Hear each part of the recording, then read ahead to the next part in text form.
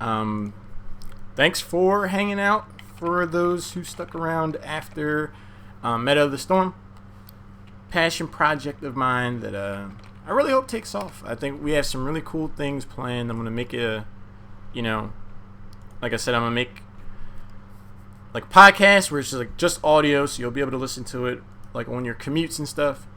So I think that'd be a lot of fun. I do have a chair league game to cast. Phantasmagorical 4 versus Discord White. Really excited to see this game. I've had the pleasure of casting Phantasmagorical 4 before. I think Discord White is going to be new to me. We're going to be on Tomb of the Spider Queen as well. So I'm going to try to reach out to these guys, jump in their lobby, and it's going to be cool. We're close enough to where I didn't see a need or a point in like putting on like wait music and stuff like that. So YOLO. Let's see. Okay. That one.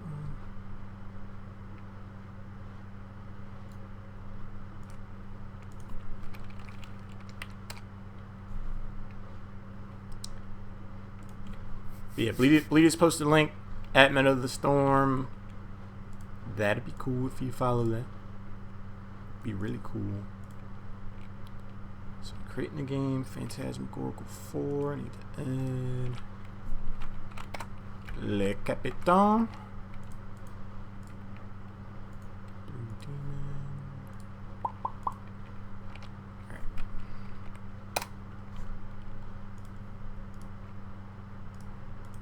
Make myself an observer. What team is that? Alright, cool. So that is Discord White right there.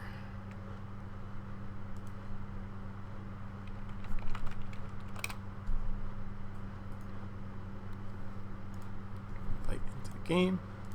So you can start getting his people in here.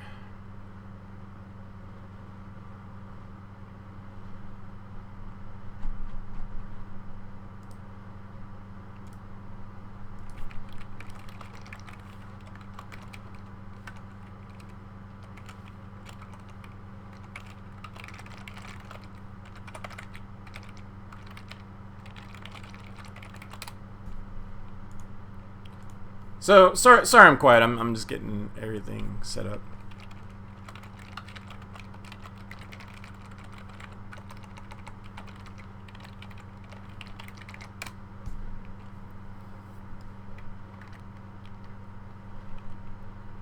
But alright, these 5 players are off the bench.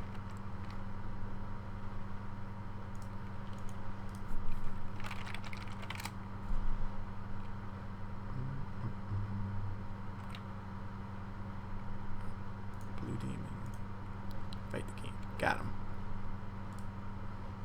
Swap team. Let me get the draft set up. Because I'm good at this. Because I know what I'm doing. Oh, I need to update the name though. Chair League. Phantasmagorical 4 versus Discord White. See? I am good at this. Update. Change the save. Cool.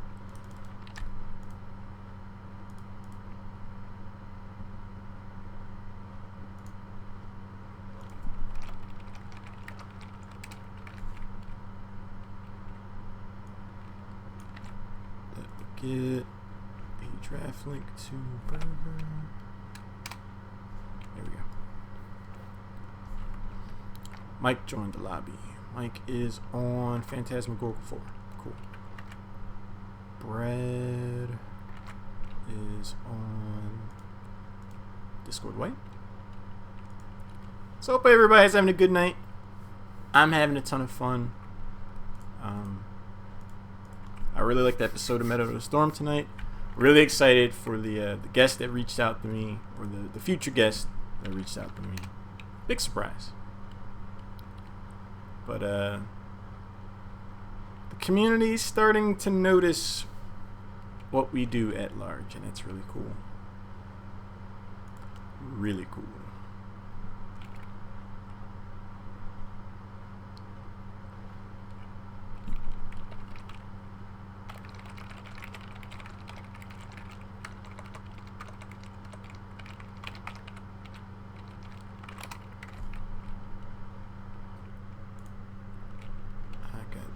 Server link here, and I can update that like so, and then switch to the draft. Okay, and Mike is gonna get the link there.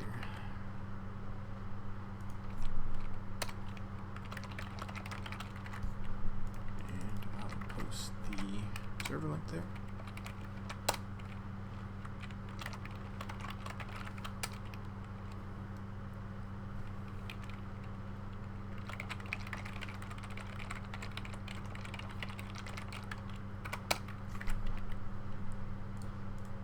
And I think we're about ready to go.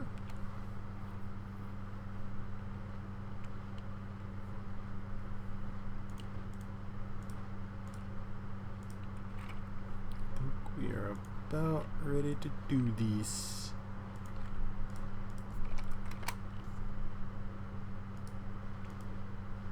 Camp Crystal Lake representative. Yeah, I'm a Camp Crystal Lake counselor, if you guys didn't know. But we got everybody in the lobby. Got the draft link sent out. We're ready to go. You can't hear me?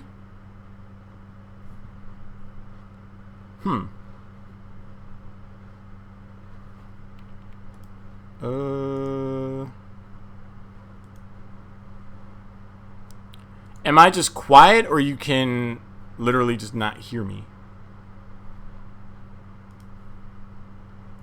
Maybe listen to myself here. Huh.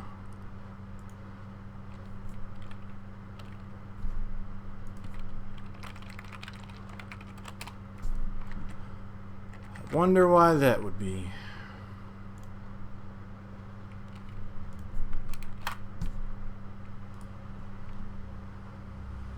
Oh, alright. You're freaking me out there for a second, man. I've been trying to make sure I fix all these technical issues. Sweet. I was gonna have to start breaking stuff. And I don't want to break stuff. But I think we're ready to go. Oh, alright.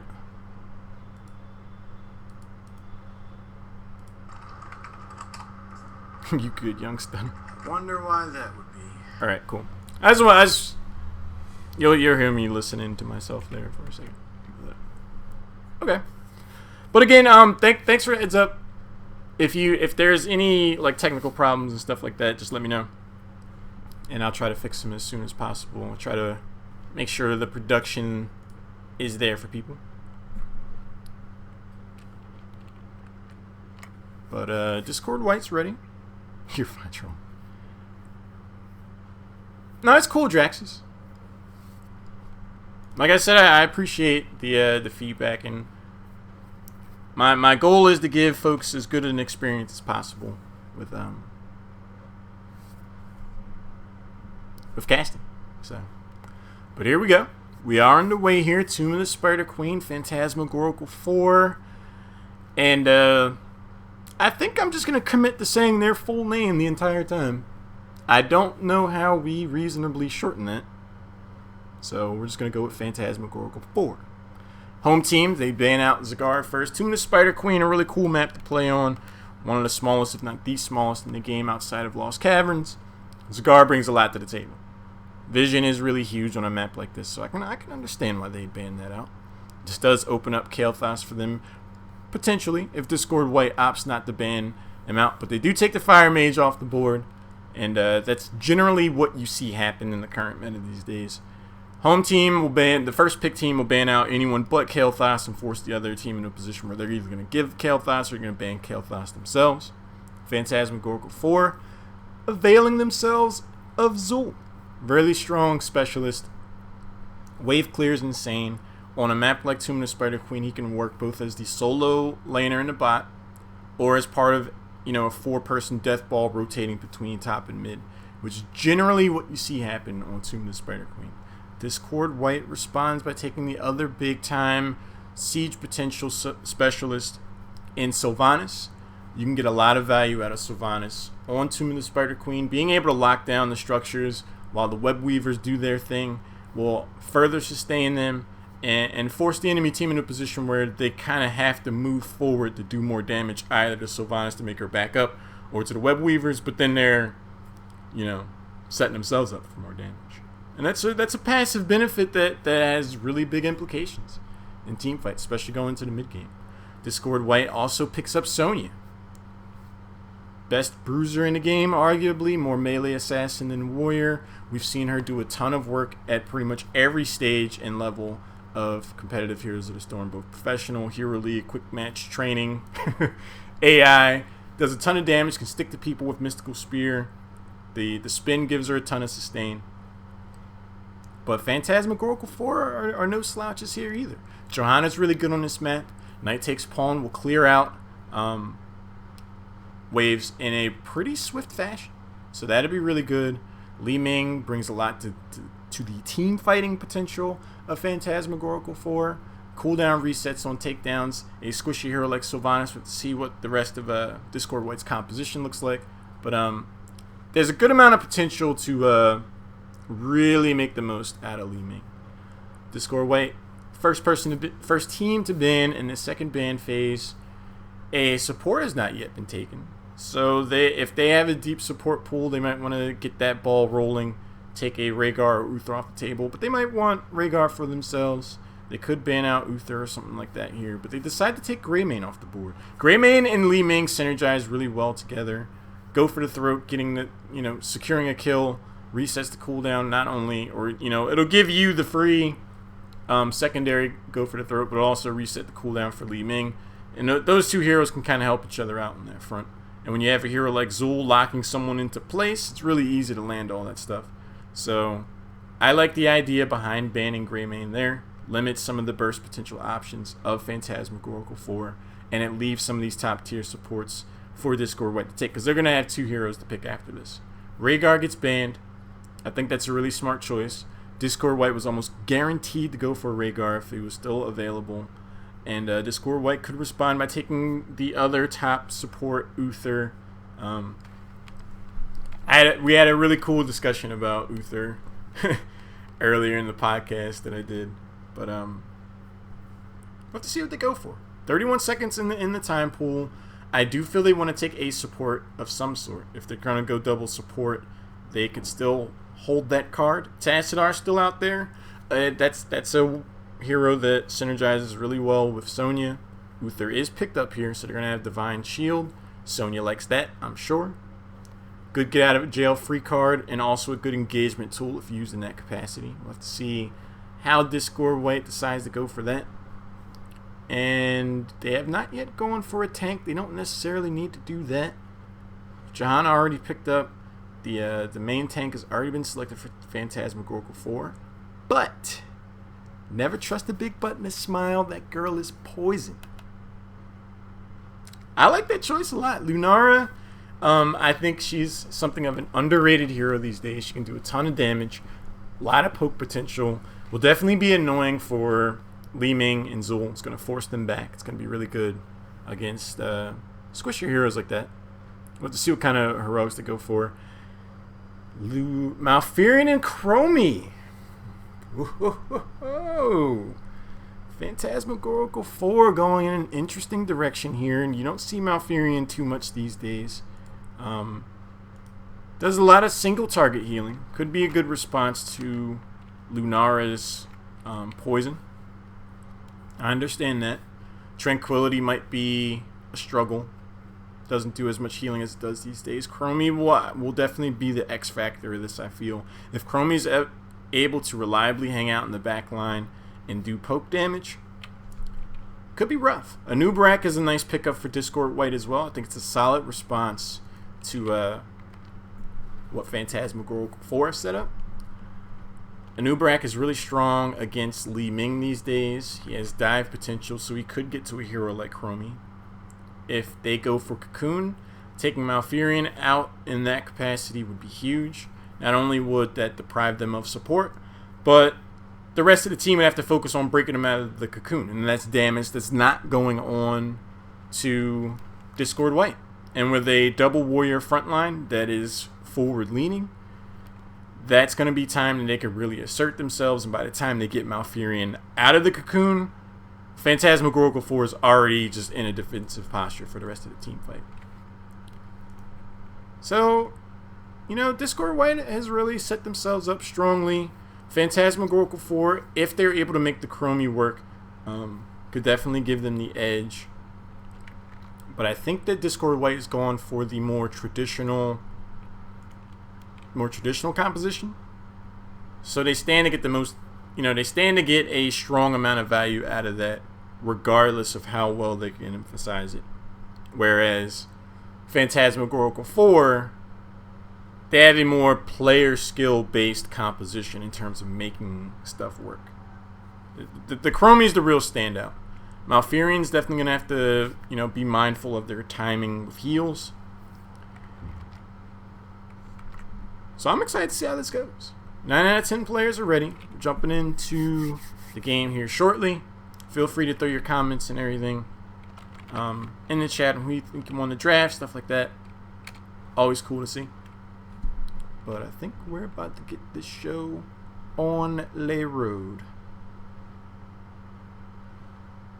I believe, yeah, man, Chromies is gonna be interesting.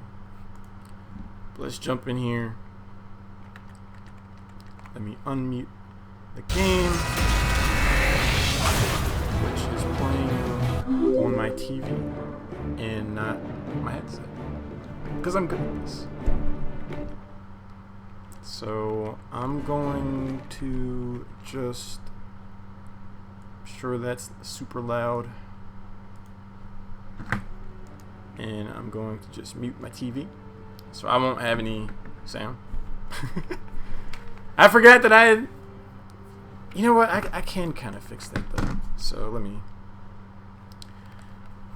What's up, MC Laggett, Nick Laggett?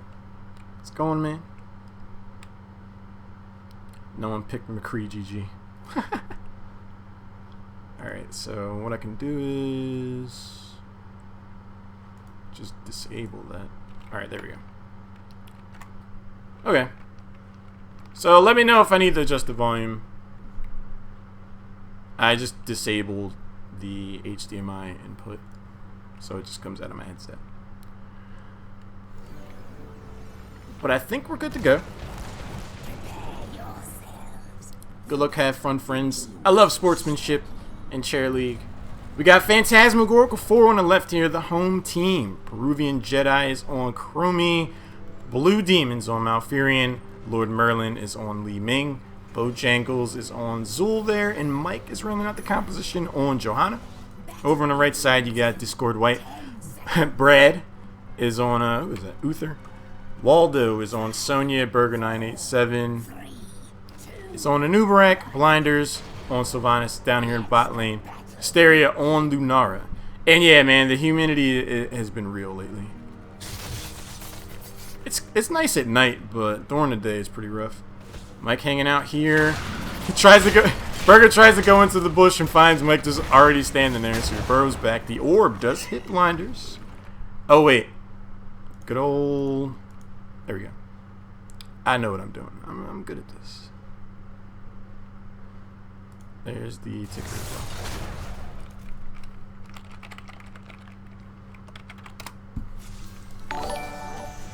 Oh, Cavalier Guest with the host. Thank you very much, man.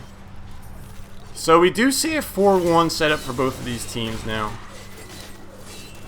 All 4 members of Discord White in a tight cluster here.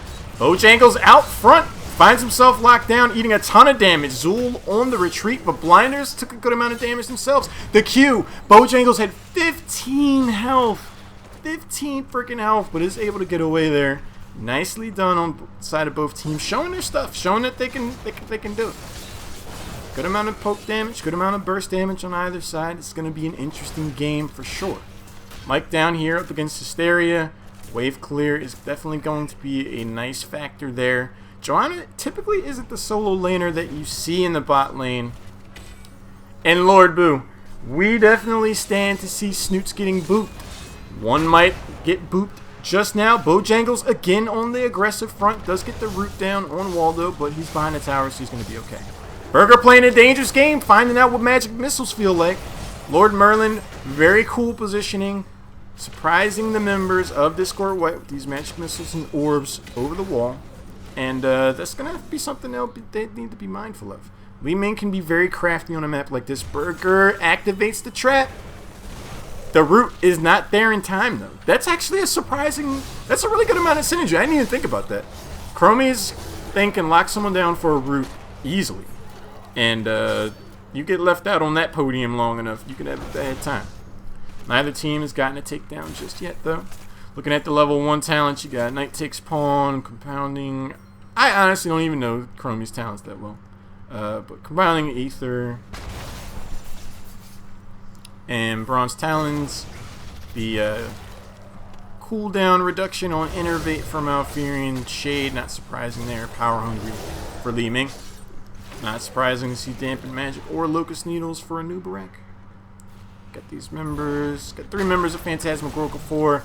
And Peruvian Jedi on Chromie is just like toddling after them. I don't know. Chromie running around just always cracks me up. I don't know. Peruvian Jedi does poke Waldo once, and Burger eats an orb. A lot of poke potential from Phantasmagorical 4. Coming to pass. Waldo gets rooted in place. A ton of damage from Chromie is going to be followed up with the root, leaving Waldo in a tough spot. And the Q! Sniper! Peruvian Jedi splits the uprights, threads the needle, gets that Q in there on Sonya for the first takedown in the game. Nicely done on their part. Skybound Wisp, Protective Shield, Focus Attack with Warpaint. Jury's still out for Lunar and Sylvanas. Johanna still down here, squaring off against Hysteria. Pretty solid matchup. The blind from Johanna does a lot to negate Lunar's damage. That's something that Lunar's going to be worried about in general. Burger lands 1 stun on Blue Demon. The Chromie lockdown again on Uther for the moment. There is a root, followed up by Zul's root. Ton of damage on Waldo again. Chromie damage is serious. Gets away with 50 health. 50 health. Does get out of there, though. And that's going to be a point of concern for Discord White. They need to be able to find a reliable way to either isolate Chromie or focus them back. And look at his poke potential. I did not give this composition the credit it deserves on that front. Li Ming being able to get over walls with magic missiles and orbs. Chromie sniping people from Sky Temple, it feels like, with how far away she is. It's going to be huge. First Web Weaver is going to start pressuring his top lane. One of the towers is already down. The other one, out of ammo, goes down as well. All 5 members of Phantasmagorical 4 looking to do damage on this fort. Only 2 members of Discord White are here right now, so they stand to knock this down pretty easily. The middle Web Weaver is already taken down. Lunara down here poking away at this one, so they're not going to get a lot of value there. But do they even need to? When oh! Burger is getting absolutely picked on with these Chromie Qs. Peruvian Jedi is wow. The isolate burst potential is absolutely devastating from Phantasmagorical 4. The reliable root setup is making Chromie's life so easy, landing these W and Q combinations. And the burst damage is huge. Look at this root. That's another kill. 27 gems. They should be able to get picked up by Brad here. But that is devastating. Devastating for Discord White. These rotations from Phantasmagorical 4 have been crisp.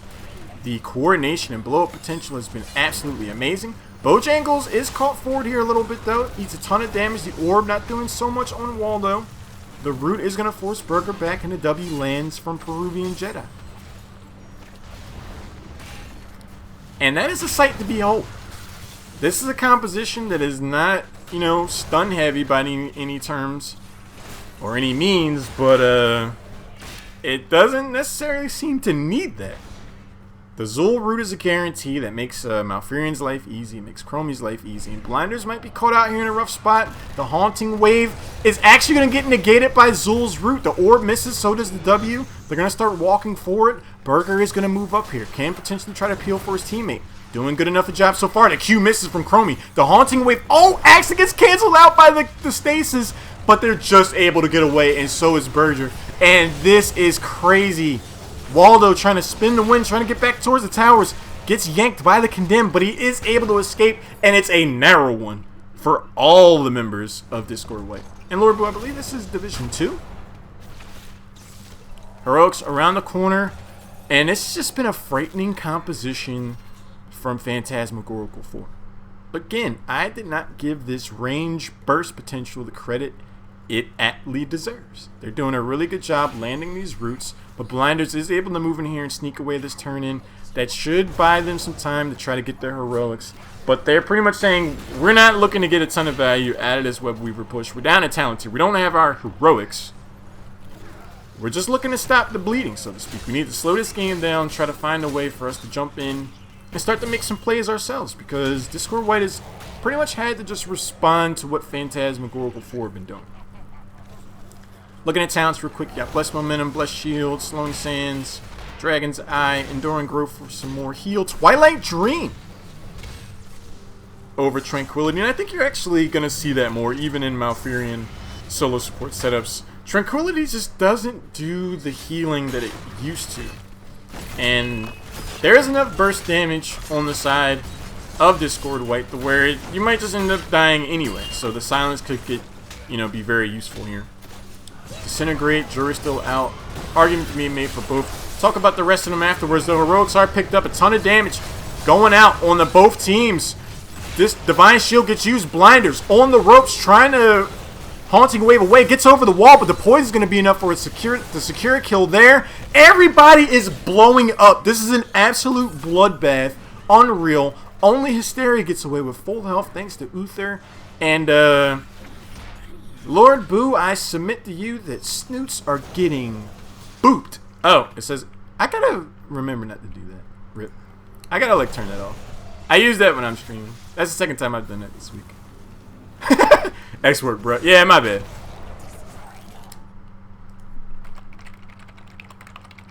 Yeah, see, what happens is I hit Control tilde to bring that. Oh, Hysteria tried to come over here to sneak these turn-ins, and that didn't really go that well. Yeah, I fixed it. My bad. 30-second delay, so you're gonna see it for a little bit. I know, man. I know there's a delay. 13 is around the corner for Phantasmagorical 4. Blue Demon over here eating a ton of damage. Malfurion goes down. Tranquility might have been pretty neat there, but Sonya's going to get exploded in the counter engagement. 1-for-1 thus far. Bojangles tries to get the root on Burger Knight, but he is able to burrow out of there, and it looks like both teams are content with that trade. 70 gems, 71 on the side of Phantasmagorical 4 looking to get turned in here. 19 only for Discord White, so they have a ways to go before they get there. And they're down a level and some change. And a talent tier. Pretty big stuff. So you're going to have Burning Rage, bye-bye. Ice Block, Giant's Curse. Phantasmagorical 4 do pick up a Web Weaver, and this one could hurt. Full level away before Discord White is able to pick up their 13 talents, so this could be huge. Phantasmagorical 4 wasting no time. They have the Web Weaver, the lane already pushed up, eating these shots, so they're going to be able to get this fort before the Web Weaver even shows up. And that's the definition of value. The Web Weaver was pretty much at their own fort in the bottom lane, so that one's just going to take a while before it strolls over there. But I submit to you that the damage has already been done pretty much for this Web Weaver wave. But it's not done yet. 13 is not yet picked up. Wailing Arrow is up. Cocoon is up as well, so they could make a pretty sharp counter play here. Gonna have one Keep Tower go down. The other one's in jeopardy. I see that one going down as well. Both of these teams trying to poke at each other. But Phantasmagorical 4 has a composition that's the definition of poke. They love this situation. Hysteria eating a ton of damage. The Wailing Arrow synergized with Sonya's engage. Waldo spinning on the back line. But it's Lunar that's going to go down first. Cooldown resets. Leaves the two more members getting absolutely shredded. Blinders gets taken out by poison damage, and it's only Brad left alive. We might be looking at an 11.5-minute game here. Everybody's healthy. The mid-web weaver's still alive, taking the shots from the tower. 4 members still dead. It's only Uther. The shield's going down. The root does go down on Brad. There's no cleanse. Brad getting poked, but it does look like Discord White does live to fight another day. Phantasmagorical 4 was playing something of a dangerous game. They did not manage to get any damage done onto the core itself. And the cooldown timers are short enough to where Discord White was going to be able to make a stand there. And if they wiped, that could have been rough. Blinders getting encouraged to not check out this Bruiser camp as it gets picked up. Neat stuff. Chromie's going to hearth back, feeling their damage is done. Lord Merlin's going to jump back here as well. Bojangles going to turn in 22. They got 25 in the bank. A little bit of a ways to go before a next turn in, but they're closer, in my opinion, than Discord White at the moment. Discord White does manage to pick up their level 13s, but 16s have been picked up by Phantasmagorical 4. Again, Discord White has just not found a moment in this game where they can feel that they've made an aggressive move. They have effectively been responding to Discord White from start to finish, and they can't really enjoy that. They got to find a way to make use of these heroics. They have the tools. A well-timed Cocooned and Wailing Arrow can win them a team fight, whether they're down a talent tier or not, if it gets to that. I don't think they need to try to fight them. Burger out front here, does burrow in, misses the burrow on Blue Demon. So he's going to start backing away. That's on cooldown. They're going to wait for the next time to engage. The root does land, and that's not going to be good. Oh, even getting out of the W, Anubarak eating a ton of damage. And these roots have just been brutal against Discord White. Because, you know, if you eat one root, you're eating at least another, and Chromie's going to be blowing you up from across the planet. Another set of Web Weavers picked up from Phantasmagorical 4, and they're looking for the knockout punch here, I'm sure. The middle keep is already down. The lane's pushed up pretty far. But again, they're being aggressive. They're pushing here before the Web Weavers even show up, so when it does, it's going to be all the more impactful. All 5 members of Discord White here looking to respond in the top lane. This top keep is almost assuredly going down. A Q from Chromie doing a ton of damage on Sylvanas. Blinders trying to back up. Burger doing what he can out in the front line, but Anubarak can sometimes struggle being that solo warrior. Mike leading the charge here, doesn't mind taking the damage for the team, doing his job. You have a root going down on Uther. Waldo tries to counter engage, jumps in here, has not yet popped Wrath of the Berserker. Everyone has their heroics on the side of Discord White. They're going to have to concede this top keep, and they're nowhere near hitting level 16. Tons of damage. They're rotating down mid. Burger out front, eating a ton of damage, though. Tries to burrow in there for the engage. But the ice block is huge from Malfurion. Or is it? He goes down, but then Sylvanas goes down right after. But Phantasmagorical 4 has no support. Is it going to matter? 3 members of Discord White are down. Waldo trying to get around here. And Casper turns into a friendly ghost. GG's are already called. And yeah, that's going to be game. That is going to be game. Arenicus, yeah, the podcast was at 8:30 Eastern. Really cool. Hour and a half. A lot of fun. But, Phantasmagorical 4. Looking strong. Looking strong. So, what can we say about that game? I mean, it was well played on both parts. Don't get me wrong. Very fun game to watch. Enjoy seeing these guys play. Well played. I think Phantasmagorical 4 just shocked Discord White with the poke potential. It definitely surprised me. I said this during the game. I did not realize what kind of poke damage they could effectively put on someone from like across the screen.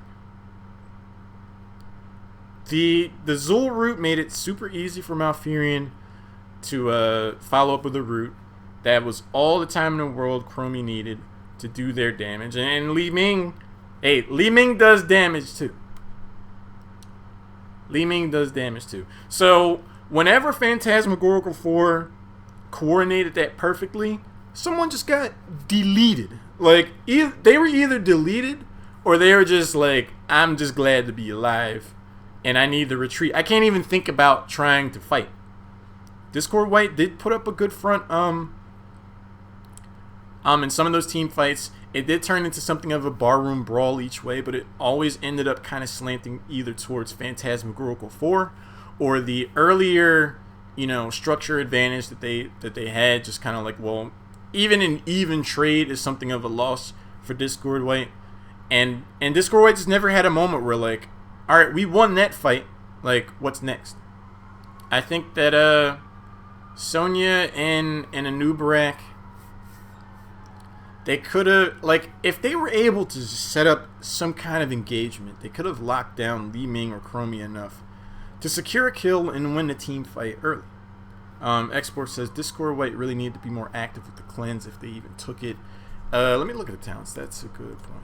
Level 7, Uther did go cleanse. But yeah, I didn't recall a specific moment where cleanse was a super big difference maker. I don't catch everything, especially when I'm solo casting, but I didn't remember a moment I was like, oh, well, like, oh, that guy got cleansed. So that definitely could have helped. I just, I think Phantasmagorical 4, with that composition, it's difficult to try to jump that far into their back line, and that's exactly what you need to do. Like, once Anubarak burrowed in there, that was on cooldown, so he was going to eat a root. If the cleanse was there to follow up, cool. Sonya went for Wrath of Berserker, which would shorten their cooldowns. Maybe Leap could have helped, but yeah, I mean, I get it. There's an argument for both. Looking at the talents,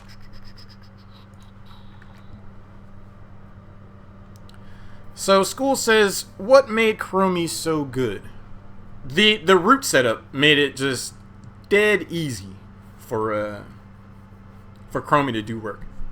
From a stats perspective, Chromie did 38,000 just behind Li Ming, and Zul put up respectable numbers themselves. But yeah, Zul's a point-and-click root. Malfurion just clicks on wherever, that person got rooted, and then Chromie just hits the delete button on whoever got rooted. That was a measure of synergy that I did not immediately anticipate. I didn't really get the Malfurion pick at first, but oof, that's a good amount of damage. Got Elun's Grace, During Growth, Twilight Dream, Ice Block, Tenacious Roots, and there was no need for a level 20 talent. So after hitting 25 heroes, more damage, increases basic attack range by 35%, which made getting to her all the more difficult. I think that's a really smart talent choice. Dragon's Eye, which does 25% more damage, which was super easy to land when you got roots like for days. Slowing Sands, also again making roots easy. Reduces the cast time of Hearthstone by 75%. They never really had to use that, I feel. But I like that choice. It's pretty cool. Quantum Overdrive, increasing the damage potential, so that was a spike. That was a spike. Shade, Jailers, Rathman's Blessing, Poison Nova, Giant's Curse, Amplified Damage, Power Hungry, Charm Rate. So pretty standard stuff here. I mean, the early game definitely made Li Ming feel comfortable in taking Glass Cannon. She never really got pressured to the point where it's like losing that health would be a detriment. Because again, the overwhelming initial burst they were putting on people just forced them to have to try to play defensively. Dampen Magic, Lucas Needles, Shed Exoskeleton. I get it. Like, you want to try to get to the back line and stuff. I don't know if they got the value out of that they were probably hoping for. Cocoon, again, that would have been instrumental to their success if they're going to try to take a team fight decisively and start to pressure the start to take any of the forts or anything like that. Eradicating spines, a little more damage. I get that. Added range, wispancy over obstacles. That was a really smart talent choice because Li Ming had showed from level 1, and Chromie as well, that they know how to snipe from over walls. Nature's Culling. Really strong against structure damage, but unfortunately Lunara just never really got to the left side of the map. We gotta follow. Postal Rat, thanks for the follow, man.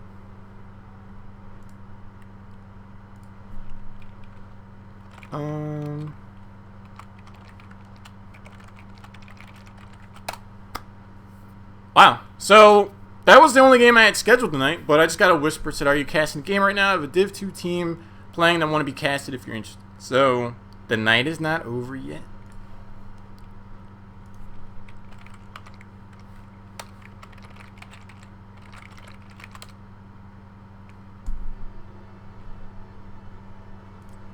So I'm going to try to get this set up. And that'd be cool. I don't know.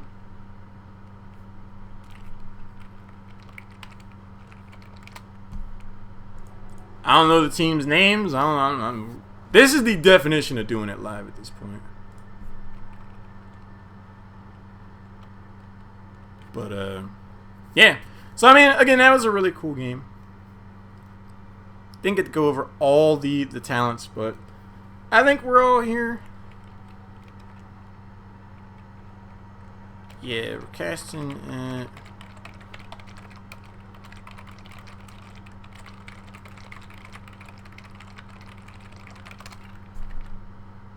My friend Bleedies is going to come co-cast with me, so I'm excited about that. We were just talking earlier about co-casting again. Last time we co-cast was one of the tournaments we did. I know he co-cast with me after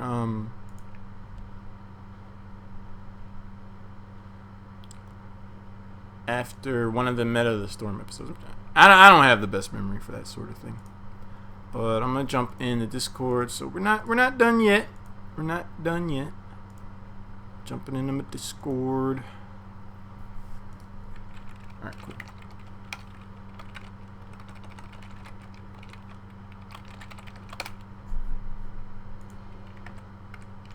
Oh wow, I had my face shown the whole time.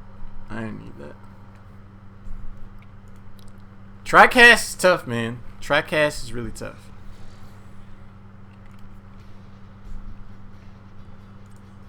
Make it a quadcast with Robo.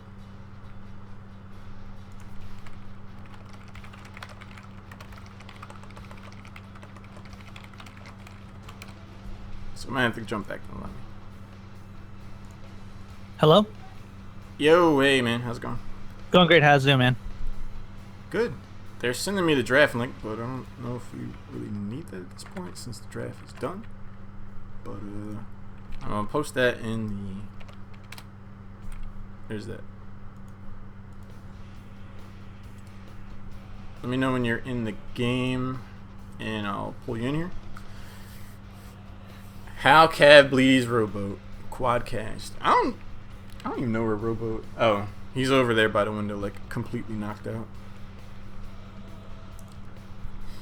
But yeah, like this is like I just got whispered by Countrykin like now, like, oh, do you wanna cast? And I was like, this is like I only had the one game scheduled. I was like, yeah, sure. Like, yeah.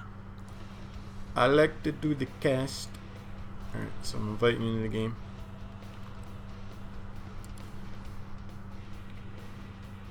I'm ready to go now. Alright. You know, another thing I'm going to do right now real quick while we're doing all this.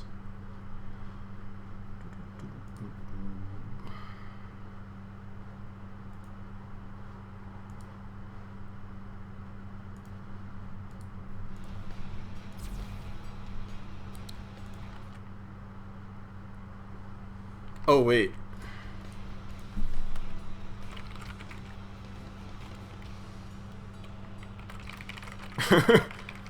I don't even know the team's names. Oh gosh. Well, because I mean, like, I'm not, you know, Scheduled to do attached it. this. Yeah, Focus Morales versus G. Focus Morales. Oh yeah, okay. All right. Sounds good.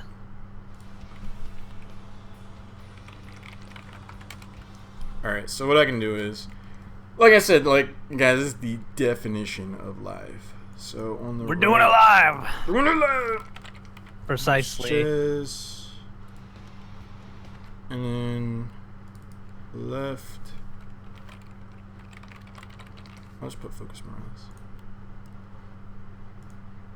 All right, guys, we are doing this. I am really excited once again to be casting with Lauren. Thank you, guys.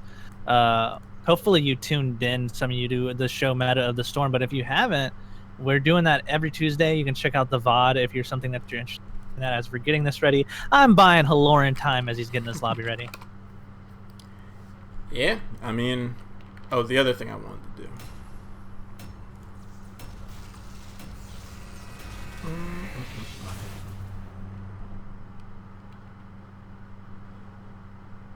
All right, then. So what team do we have on the left here, Lauren? We got Focus Morales or GG. Baked Pie is on Zool. I'm just going to say Lear 2001. If I messed your name up, sorry. I reserve the right to butcher names. So I'm Murden. Full Potato. Full Potatoes on Sylvanas. Crawls on Uther. And Falstad's being played by Night Knight. Okay, and the other team is called what? House Ches. House Ches. Ches Mix is playing Zagara. No Dice is playing Johanna. Death Oikaris, sorry about that, Vala. Flash is playing Anubarak. And Caribou is playing Rhaegar. It's not actually spelled like an actual caribou. So I don't think he is actually, in fact, a reindeer. But we will have to see it. Well, he's a wolf this time.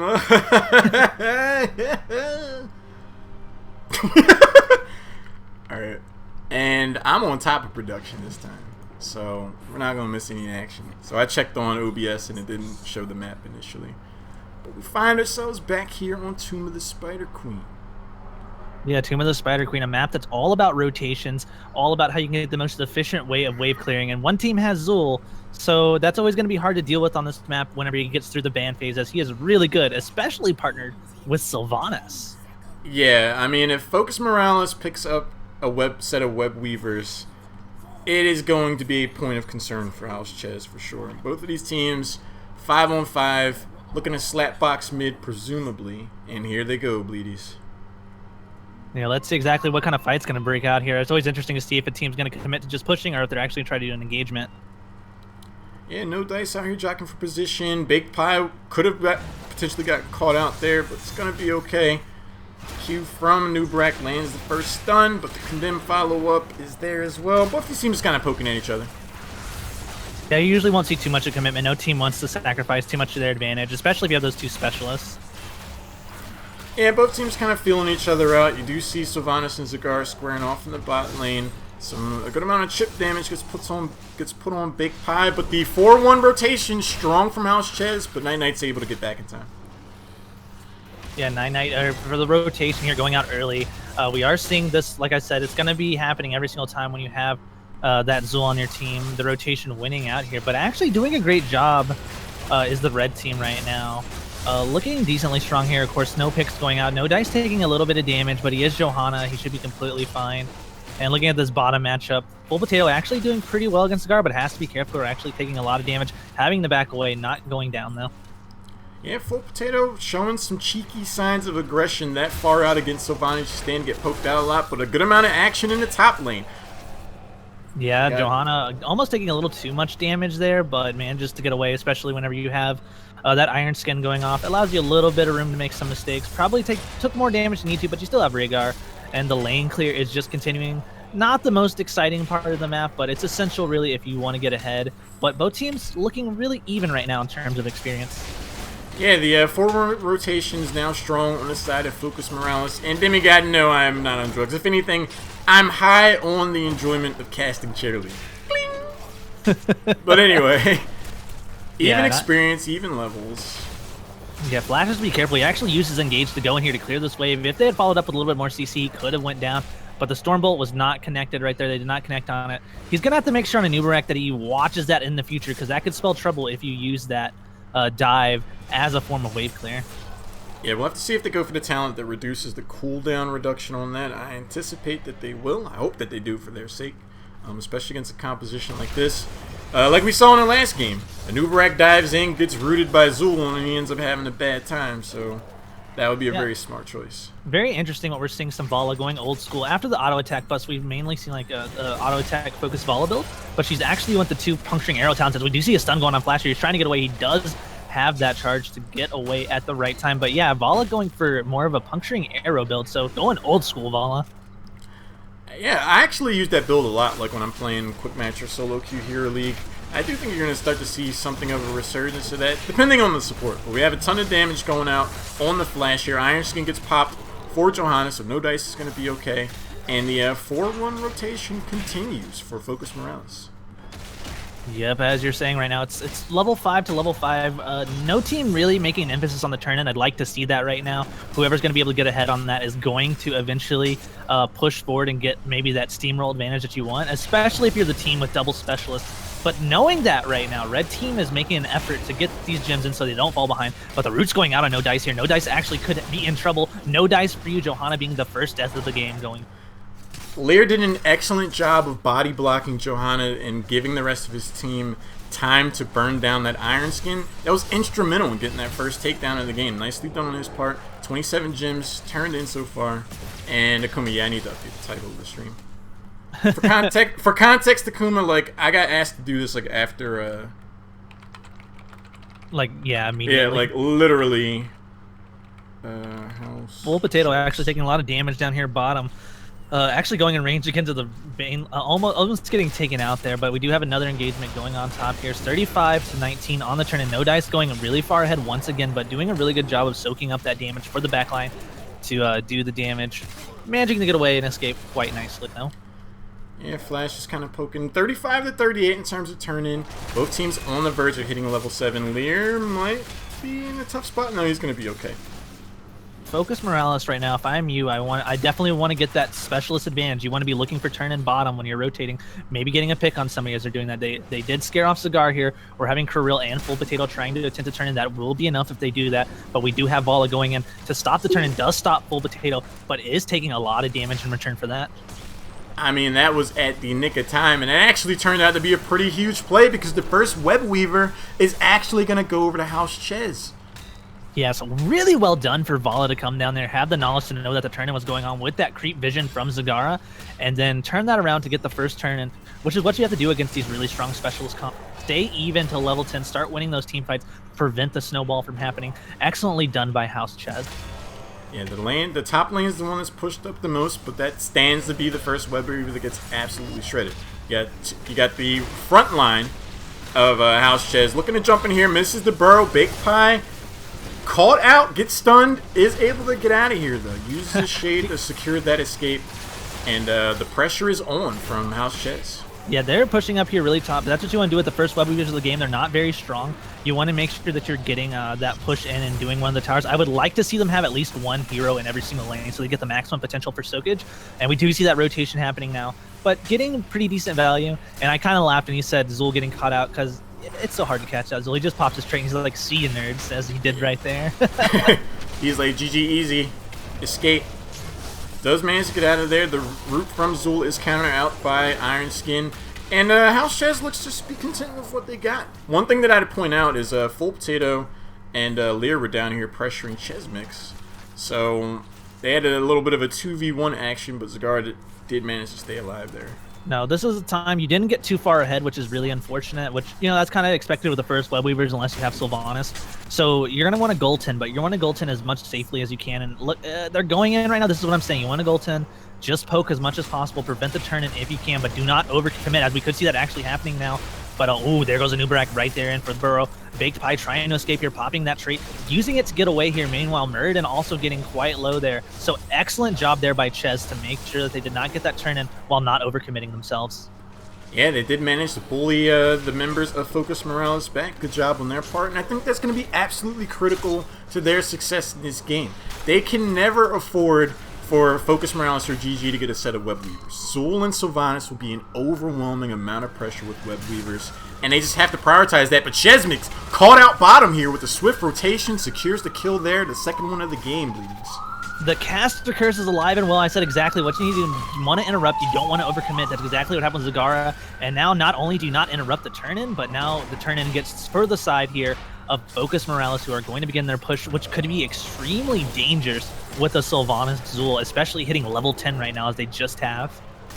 And Web Weaver's coming up here. Zagara should be back in time if they hustle over here looking at talent. You got the increased slow speed from Zul at level 7, Poison Nova, Avatar, Wailing Arrow, Barbed Shot, so no Corpse Explosion, Thunderburn, but there's a lot of pressure going on mid, Bleedies.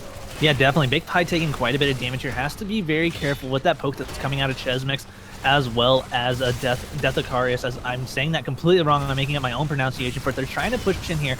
Doing a great job with this double front line, though, making sure they can't get as much value. We do see the Falling Sword go on top of Big Pie here. He's actually taking a lot of damage here, trying to get away. The Poison Nova going out as well, but Flash actually taking a lot of damage in return. A full disengage going on for the side of Focus Morales. Focus Morales. So, no deaths, but really well, I thought, defense for the side of Ches. Well, I mean, it was nicely done. They do manage to save their middle fort for now, but that entire time, Sylvanas was hanging out in the bottom lane, whistling a jaunty tune as they help themselves to a free fort. That's definitely going to play a factor later on. Tons of pressure going in here top, but the Rain of Vengeance doing a ton of damage on Big Pie. Flash is going to want to be careful, though. No Dice switches out with him to try to take some of his damage on the front line. Caribou shows up, but Sylvanas is up here locking down a fort. A sick Wailing Arrow on the majority of House Ches turns it to a kill on Johanna, and Death of Icarus is just lucky to get out of there alive. Yeah, you know, a play that we didn't call up earlier, as we do actually see Bala go down as well for just getting that spread of that dagger, but was that the Ancestral Healing was cast as the disengage was going on. It was really unnecessary because he could have just used his normal heal to heal up, and because of that, it wasn't available for the fight, and they took advantage of that and ended up getting those two takedowns. Man, Full Potato had the troll face on after getting that kill on Bala, but Big Pie should try to do the turn in here and give House Ches a bit of deja vu. They have enough for a turn-in. Them, they're kind of... I guess they're waiting for 13? Now that they are going to start. I think they should have just turned in like immediately once it came off and then just had the remix of what they just pulled off. Yeah, no doubt about that. No Dice actually taking some damage, popping Iron Skin, able to escape quickly, and I think at this point they're going to hit level 13, not off of this creep wave, but maybe some the next one, so they have to be very careful. And this point, you know, this is one of those hard decisions. You just don't want to commit to this. You don't want to defend it. Just give it up. And I love this. That's what they say. They say, you know what? We have to give up a fort sometimes. Let's not overextend. Yeah, I mean, that's a smart decision. That's the one that they have to do, or else they're going to get caught out and start losing more heroes and losing more structures. But when you're going up against Sylvanas, that is one of the most demoralizing things, to see the objective take no damage as you're starting to lose forts and keeps. No Dice does get pushed back here. He is back by the towers, throws a blind out on the members of Focus Morales or GG, who are going to start rotating top. Watch Chesmix's position right here. He's looking for an aggressive ultimate, but he doesn't really. They abandon that position, realizing that they actually get the stuns off on Flash here, who does get healed up. He's going to be able to get away, but they're going to do some damage to this wall. I really like Zagara, what you're trying to do there, but you have to be very careful. One wrong step and you could be completely obliterated if you're trying to flank like that, because she has no escape. Man, Big Pie's been out front on Zul all game. Like, you'll see him at half health at the early stage of all these team fights. He's been so aggressive, but it's been paying off for Focus Morales for GG, who's going to start rotating in here. They sniff out the attempt for this Bruiser camp, and they're saying, hello, but the Devouring Maw is huge, Bleedies. Yes, it hits two people here, and we're seeing a lot of damage going on Big Pie. He's trying to escape here. Full Potato actually as well. Lear doing a really good job of staying in the fight. The D-Shield actually going on well-timed here, and Caribou is actually going to be the first to fall. The Poison Nova going out as well, but No Dice as well going to fall here. 2-for-nothing trade, and I think you just have to be satisfied here and get out Halorn, but they're actually keep on going in here. Death of Icarus backing away with less than 100 health, and Bleedies, I submit to you that this was a team fight that House Ches did not have to lose at all. Rain of Vengeance was off of cooldown, and there was a good 12-second window where all the members of Focus Morales or GG was sitting there with next to no health. Like, a Rain of Vengeance could have killed 3 people easily. Yeah, I didn't want to interrupt you in the middle of, while you were casting that, but I was just going to say, this is not a fight that the comp for the side of Focus Morales wanted to get in a fight there, because that closed corridors with Ma and Range of Vengeance as well as Johanna's ultimate, like that was a recipe for disaster. But not a lot of team communication there, maybe not the right synergy going off, and they end up escaping with the fight. Like you said, they just had no business of winning. Yeah, that was borderline an act of charity to not use Rain of Vengeance. I don't know if Death Icarus's R key was broken or something, but they could have got so much value out of that heroic. Could have completely turned around his mid game. But now Focus Morales are on the verge of hitting 16, closing in on yet another turn in, and they're completely in the driver's seat right now. Yeah, completely. Level 15 to level 13. Looking at some of these talents picked up on the 13 tier here. Giant's Curse doing 2% maximum health as damage for that double tank comp. You don't see him usually take that on Zul, but for this particular comp, I think it could really work pretty well. Shrink Ray as well to slow down, and Flowrider being taken by Falstad. Yeah, I mean, it definitely matches Big Pie's playstyle. I mean, I don't think he's gotten the memo that Zul is not a tank with how far he's been out there. Wailing Arrow only hits Vala. We do have the Falling Sword engagement, and here's the Rain of Vengeance, but it actually misses all the members of Focus Morales. Oh, Flash burrows back. Full Potato, the first to go down, though. No dice next to no health. Caribou out front. He doesn't like what's happening to him. Rhaegar goes down. 2 for no. Well, it's like a 1-for-1 so far. 1-for-1 going down here. Night Knight going to be really aggressive here. Does still have that Mighty Gust off cooldown. Decides not to actually fly here. I think what we're seeing right here is, yeah, it was a 1-for-1 trade, but when you see the health bars for the side of Ches and Night Knight being at full HP, if you want to play Falstad like successfully, you got to be more aggressive here. I feel like maybe they could have gotten 3 or 4 kills and then maybe pushed a keep with that. But you know what? It's a 1-for-1. It's not terrible, but I think it just could have been a little. Well, I mean, a 1-for-1 is pretty much best case scenario for House Ches in this situation. Being down a talent tier, comeback mechanics give them more experience, but they are not going to hit level 16 by the time this next set of Web Weaver shows up. So if they manage to lose 2 or 3 heroes, we might be looking at the end of the game.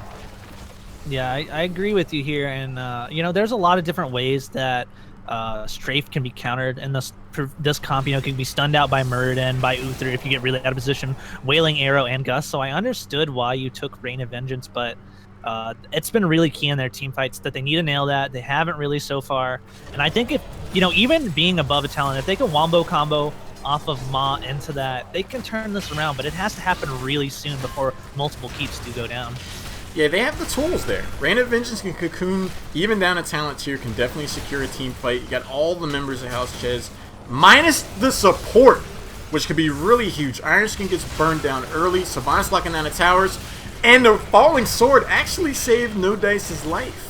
Yeah, using it for the disengage, not exactly, you know, the opportune moment that you're looking for it, but at the same time, you know, you got to stay alive if you even want to have a chance of winning this fight. They're level 15, level 17. You can see them trying to get some extra soak from just these minions going out. But if they don't get on this, if they don't try to make an aggressive maul, at least try to push them out with a poke, this is going to be 2 keeps down. And as we know, when you have 2 keeps down, the game becomes a lot harder to win when you're this far behind. For sure. And I mean, this is really the chance that House Ches has, which is going to be one of the last ones at this rate. No Dice out front does use his Iron Skin, gets the full duration out of that. The middle keep goes down. A stun goes on Chesmix. Ancestral, not in time. Does throw out the Devouring Maw for posterity, but silenced is No Dice. Lear on the chase. The Rain of Vengeance not doing much of anything, and it's going to be Vala going down, please. I think this is it. Yeah, Flash here, they're going to chase him for a little bit. They shouldn't. They should focus on this core damage. But at the same time, you know, they have a relatively squishy comp. They're going to try to be aggressive on this core push. But there's 3 heroes up right now. They have to be very careful. Falling Sword going out here. Will they cause some trouble here? Doesn't hit a single hero. But Full Potato is being aggressive on Lear 2001 as well. They're not doing enough damage to this core. Muradin going down right now. Rhaegar also going down. So maybe they can turn this around and do this. But I don't know. It's getting worrisome. Full Potato is getting low as well. The core's down to 80%. Haloran. Full Potato shucking and jiving around this core with a haunting wave, trying to keep the dream alive, but he does go down. Have they overstayed their welcome? It's only going to be Uther left. Oh my god, they wipe on the core with 40% left. Bleedies, are you kidding me? Yeah, I mean, at the same time, it's like, yeah, you probably could have backed off and this win would have been a lot cleaner. But the core's at 40%. They have all their structures left, and when you look at their comp, I mean, sure, they have a couple of tanks that can tank shots for you, but you know, you don't have that super strong specialist comp for the side of Morales. So they're going to try to get this boss, which they should easily be able to do as long as everybody comes and helps. and also they're getting the Web Weaver. So this could be, a way that they could turn this around. Level 18 to level 19. No Dice has to be very careful here to not go down. Oh gosh! Oh no! Wow. Oh man, that was way more dicey than it needed to be. Pun intended. The boss is gonna go down as the Web Weaver shows up. But the top lane is entirely pushed. The Web Weaver's back by their core. They do manage to pick up the boss, and this pretty much has to be a death push for House Chez to really get the value out of this. They have to try to get a keep off of this, which is no small task. It's really hard to do in this situation, but you're completely right. You want to try to get value with the boss, ideally, and you can wipe them and keep pushing. But they're gonna say they're just not confident in the way their lanes are pushed out. If they got wiped, they would lose the game. So this is the super safe play that they're taking. But I won't say that it's a play that I like, because you're already behind. I would have just took the risk and say, hey, let's see if we can get a really good combo off push with the boss to get a keep. But now they're just trying to see if they can get some buildings. I mean, they had a pretty narrow margin. I feel like they could have timed their boss capture with a turn in and pushed up the top wave to where you had the Web Weavers and bosses pushing together. Bleedies, I don't know about you, but if my team wipes 16 minutes in the game on the core and I only end up losing a fort out of it, I'm fine. Yeah, no, you're completely fine with this, the way this works here. You can even see the team is really nervous with the waves being pushed in, having two keeps down there. They kept trying to commit to pushing that fort, but saying, we have to watch out for this backdoor. It's at 40%. But I think Morales made the wise decision not to do that, because you don't want to lose 2 team fights in a row at core. And generally, you want to have at least, my rule of thumb is like a 2 if you have a really strong push comp, but if you don't, then you need 3 down before you even try to commit to sort of core push like that. So level 20 being achieved here, first for Morales, which is gonna pose another problem for Chez. Yeah, I mean, Chez has been relegated to becoming pretty much janitors for these top 2 lanes. Having to rotate back, push these lanes up a little bit, which they are starting to do. Siege Camp is picked up bottom, and that's gonna pave the way for a push from Focus Morales through GG. Sniffing out the Bruiser Camp, no dice. Ooh, if he stepped in there, it could have been bad. They're going to get this Bruiser Camp as well, and they're looking to end the game. But another set of Web Weavers are picked up.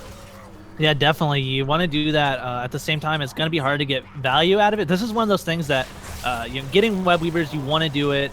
You want to try to get the lanes pushed out with them, but at the same time, if you're not at level 20, you'll have a hard time really fighting at this, and they're just going to push this last keep down, and that's going to be 3 keeps down. If you're looking at this from the side of Chez, you're going to have to win a team fight right now. Oh my goodness! The Biomod going out, but the ultimate going out early, and the Gust is so on point now. Oh my god, this is insane. No dice with the falling sword in there. Full potato next to no health. Tries the haunting wave away. Lear pops his avatar. Trying to escape. Another condemn. Yanking a couple of members. Another condemn. Secures a kill on Uther and Murden. Uther's going to be back after these messages though. Baked Pie trying to escape. The root goes down on the flash. The chase continues, Bleedies. Oh my goodness, Zul's going down here now. Croyle and Night Knight trying to get away as fast as possible here. We see Johanna actually chasing Full Potato up. They're not going to be able to catch up to him, but they have to get some really good value out of this. They have to get something out of this, but that's exactly what we were looking for the entire game. The combo still wasn't executed perfectly, but that Maw was a thing of beauty. Yeah, that 4-person Maul gave them the chance to make all of that happen. If that Rain of Vengeance was timed perfectly to where both of those hits procced, they could have wiped their team pretty easily and had to sustain to try to make a push here. Instead, Rhaegar and Johanna have to go back to heal up, and that's going to buy time for Focus Morales or GG to respond. Yeah, I completely agree with you there. It's so hard to push into this. But level 20 here, you have a numbers advantage. Can you be really aggressive here? Try to do something, go around and do it. Because Zul's going to be up in 14 seconds. You're going to lose that huge advantage. They're pushing in this top building. And look at those minions on the core right now. They're doing some damage. That shield's about to go down. You always have to be worried when you're down 3 keeps. And you see their treats going up right now. They realize that it's just such a hard position to try to win this game when it's 3 down. Look at Falstad, though. Look at him go. YOLO, Night Knight flies in, but that's going to be down now. He might potentially get caught out here. Oh my goodness. Using that ultimate on Falstad, he's trying to escape right now. The rest of his team going off, and that's another time that Rain of Vengeance probably isn't going to get a lot of value. Night Knight taking Death Icarus to Juke City. Being able to avoid the Rain of Vengeance, nicely done on their part. Are you getting a phone call or something? Or am I? What is it? I don't know, it's not me. Oh, I figured it out. Okay. All right, cool. Yeah, I was like, what the heck is going on there? But this has been an absolutely intense game down in the bottom lane. Focus Morales to GG looking to conduct the remix. All 5 members down here. Lane is pushed up. And they've been giving House Chez plenty of chances to try to get back into this.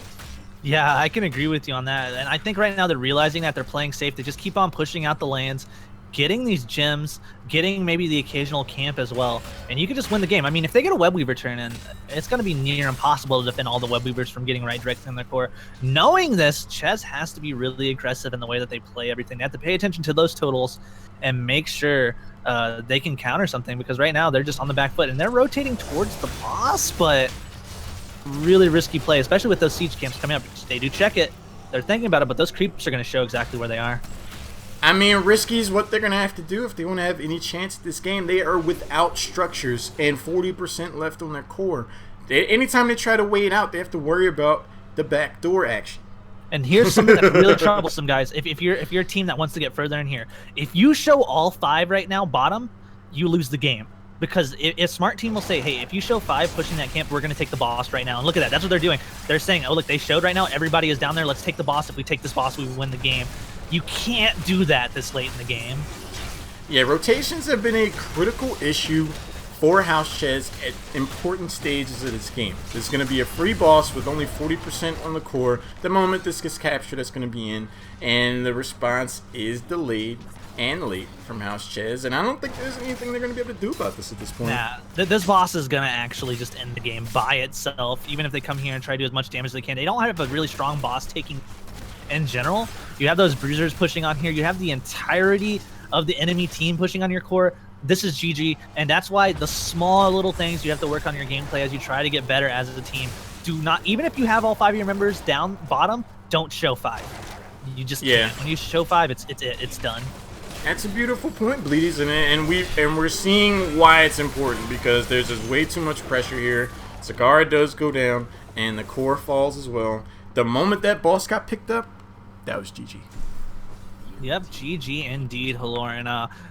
You know, they did give us a really entertaining game, so I give them that credit. You know, it looked like it was just going to be a complete runaway. Then a couple of team fights turned in favor of Chez, thanks to some beautiful maul by Zagara and some misplays by the other team. But in the end, just one. All it takes is one mistake in the end game, and when that happens, it's GG. Yeah, man, that was for sure one of the more exciting Chair League games I've had the fortune of casting. I feel very lucky to have been given the opportunity for it. Looking at the stats here, is Baked Pie, that aggressive Zul play paying off, giving him top numbers across the board for his team, and the most damage and the most siege damage in the whole game. So nicely done on their part. What do you think some critical things House Chez could have done differently? Well, one was definitely using their ultimates a little bit better, like we already talked about. I feel like they had a lot of synergy with their ultimates, but they decided not to use them. I still think that Johanna didn't get a lot of value out of Falling Sword. I think if you're going to use it, your first way that you do things when you think about it is you say, okay, I am the front line. I have to initiate the team.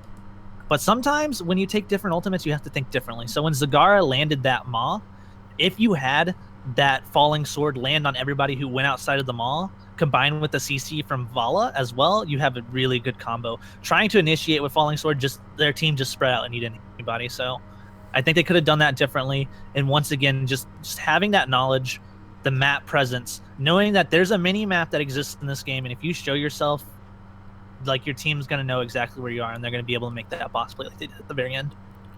Yeah, I mean, like you said, the tools in their composition were there to effectively take these team fights without losing any heroes on their own part. I think from a shot calling strategy perspective, they could have gotten a lot more value out of picking up the boss earlier by pushing up the top lane and timing that with the Web Weaver turn in. They could have been threatening the top keep at least. The next time they won a team fight in the bottom lane after that crazy 4-person devouring maul, they actually started pushing the mid lane. And I submit to you, Bleeds, that when you're behind in Tomb of the Spider Queen, the mid and bottom lane almost don't matter. Like, you have to try to set up a win condition and hope you get the boss again later, because that's going to give you the best chance of turning the game around and trying to win. Yeah, you have to really respect that, and I talked about that in the last games that I casted. You'll see some of the higher ranking teams and stuff like that, like on maps where you have objectives where you need to push. They'll make sure they focus on one lane, and they won't even take the keep out. They'll take the wall in front of the keep out, and then if you have that, that's just a win condition because all you need to do is just if you wipe the team, you can push that keep down and in the. So it's just tough when you fall that far behind. I'm gonna say that they did House Ches did a really well played job of sticking in the game because once you lose 3 keeps, man, it's hard. It's hard. They did an admirable job of keeping the proverbial dream alive as long as they did. So it was a very well played game by both teams. So some little things that tweak here and there for both parts would have definitely helped make their lives easier, but either way, that was exciting as anything, man. Yeah, I'm really glad I got to get in here. I just talked to Lauren. I'm sure he already told you guys. I was like, all right, let's do it. Let's cast some more sometime. And I did not expect him to just message me on Twitch and be like, hey. So I do appreciate you guys letting me do that as my dog is chewing up things. She's a bad dog. But thanks to Lauren for having me. Yeah, man. Lear says, do you guys know if our core push was a bad call or poorly executed? Yeah. I figure it wasn't the safe play. You could have done it, but if you wanted to just have a really clean victory, you would have just backed off right there because you were really close, but you just didn't have. It's weird to say, but Sylvanas is really good at clearing waves as well as Zul. Like they will destroy minions, but in terms of sieging structures, they're actually not that great. So you didn't have a lot of damage on the core that could back it up. If you had a strong auto attacker or something like that, you definitely could have done a lot better.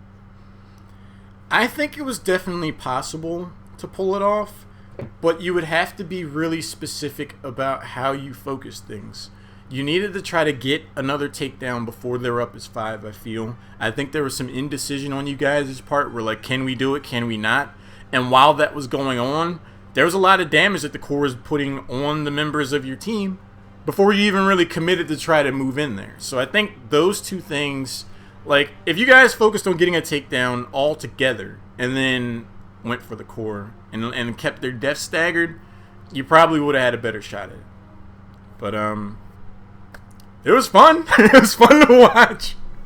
Yeah, most definitely. And, guys, I can't speak enough for Halorn. Keep checking out his channel whenever he does cast, especially if you cast your game because I speak because we both share the same mindset of we're okay with answering those questions after that, and even if we leave the stream and it's like the stream is over, just go ahead and send him a message or whoever is co-casters as well, and we'll totally discuss that. Yeah, one of my efforts that I've been trying to work on is educating the community. Me and Bleedies are working on a podcast, Meta of the Storm, where we talk about the meta, draft strategy, stuff like that, where things are rising and falling in the meta. Very fun discussions that are had. We always encourage, questions, input on that front. It's very cool to see different perspectives. I'm also on Twitter at _Halorn. Feel free to follow me there, ask questions there as well. Bleedies is at Bleedies and also twitch.tv/Bleedies. So feel free to follow both of us. We love being a part of the community. Yeah, for sure, man. Thank you so much, guys. Yeah, but that's gonna be it for me. Lear, thanks for the follow, and of course, man, it's my pleasure. Had a lot of fun. But we're gonna wind down here. Have a good night, guys.